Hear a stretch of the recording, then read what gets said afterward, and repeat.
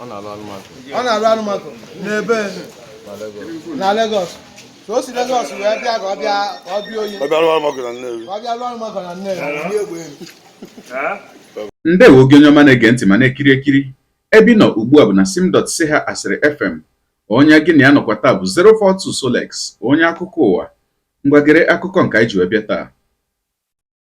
Aka kparala otu onye n'ime ndị na-agagharị ma na-eticha ụmụnne anyị bụ ndị na-eme azụmahịa itinye na iwere ego bụ nke a kpọrọ POS.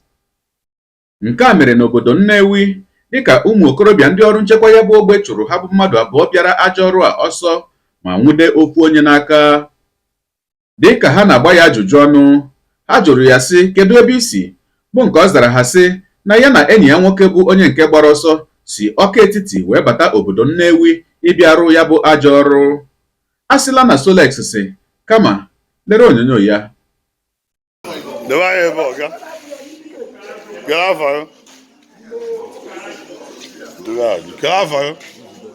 Nzuwe onye Musika ga na-anụ nzuwe onye Ekesiana onye ebe ka ewu onye Ọka Etiti ka efi na-eme n'Ọka Etiti n'ebe anyị ka ebe ịdọ dị n'ebe dị n'Ọka Etiti kedu ịdazi Nnewi ịbịa meta ka efi ịbịa Nnewi ịbịa meta n'ebe ka ịbịa n'ochi a na POS ka efunu mezi ebe a ọ na-ajadi ụmụanụ ego mmekwa ego n'ọzọ gbafere Gungi ji n'aka ife a jide ọfụma jide etu uzo jide ụzọ gbara ụdị ụmụ nke ọ na-agba ya mana ụnụ gbara na-egbe elu ọ gbara na-egbe elu onye agịrị na-agbawi wee bịa onye ebe ka onye ọka dobe ọfụma kere afọ Ifeanyị onye Nkurume ka ebe ọ na-eme ọ na-alụ anụmakụ n'ebe na Lagos. So o si Lagos wee bịa ka ọ bịa oyi. Ọ bịa lụọ anụmakụ na Nnewi.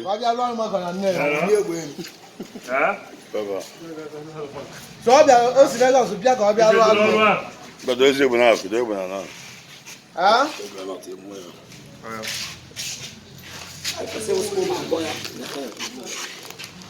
Nke a mgbe egbe iji bịa nụ. Atụrụ.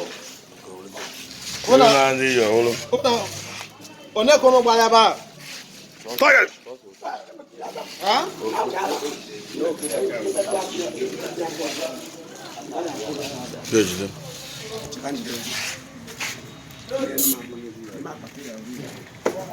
Onye ka ụnụ gbara ebe a? Ofu. Bunu mezie. Gbaferezie. Na nke ka esi wee fụzi onye nke agbara ọsọ. Ọ bụla ọ na-eme ma nọ na ya dị ya. Na ya dị ya. Ya dị ya dị ebe. N'Ọka Etiti.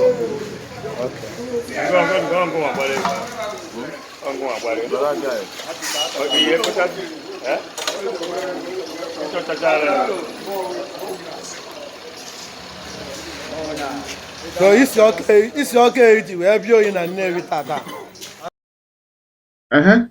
Ọkụ ịhụla ya bụ ihe onyonyo. Ya mere nwanne m nwoke nwanne m nwaanyị gị na-eso ebere ya sonye ekelekwa gị. Ọ na-asị gị jide ka iji. Gị taa bụkwa na mbụ ị na-ahụ ihe onyonyo anyị asị gị nnọọ. Onye gị n'aka nọkwa bụ 042 Solex, onye akụkọ ụwa n'iru akwụkwọ efere mba ụwa. Ya mere ọ bụrụ na ka mmere dị gị mma n'obi nwanne biko ọ bụ na Facebook ọ na Instagram ka ị na-ahụ ihe onyonyo pịara m follow. Ọ bụ na YouTube ka ị na-ekiri ya bụ ihe onyonyo pịara m subscribe ya na mgbịrịgba anya n'akụkụ ka ị nwee ike na-enweta ihe onyonyo ndị ọzọ ga na-ewetara gị n'ọdịnihu. Ọ bụ na Twitter ka ị hụrụ ya bụ ihe onyonyo pịara m follow. Ọ bụ na TikTok tikiere m follow ma atọ ọkụma. Igbo ndị nwe m, Igbo mụrụ nze m ọzọ, ekelekwa m unu. Wee na-asị na ọ ga na-adịrị unu niile mma ise. Ngwanụ tụsara m ihe onyonyo a. Na-atụsara m ya bụ ihe onyonyo na-apịrị m aka na share button. Ya mara gị mma onye nke m.